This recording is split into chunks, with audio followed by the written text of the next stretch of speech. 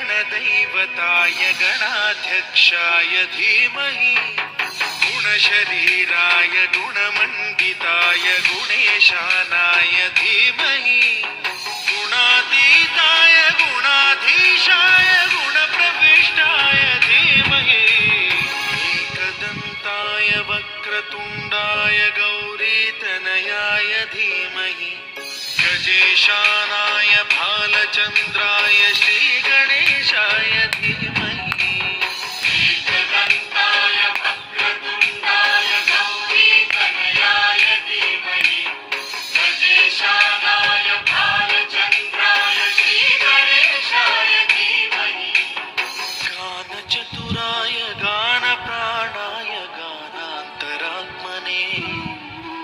गानोत्सुकाय गानमत्ताय गानोत्सुकमनसे गुरुपूजिताय गुरुदैवताय गुरुकुलस्थायिने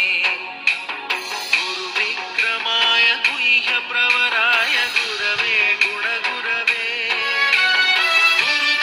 गुरुदैत्यकलक्षेत्रे गुरुधर्मसदाराध्याय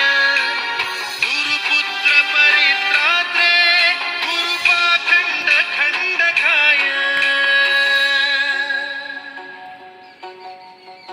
गीतसाराय गीततत्त्वाय गीतगोत्राय धीमहि गूढगुल्फाय गन्धमत्ताय गोजयप्रदाय धीमहि गुणातीताय गुणाधीशाय गुणप्रविष्टाय धीमहि एकदन्ताय वक्रतुण्डाय गौरीतनयाय धीमहि गजेशानाय भालचन्द्राय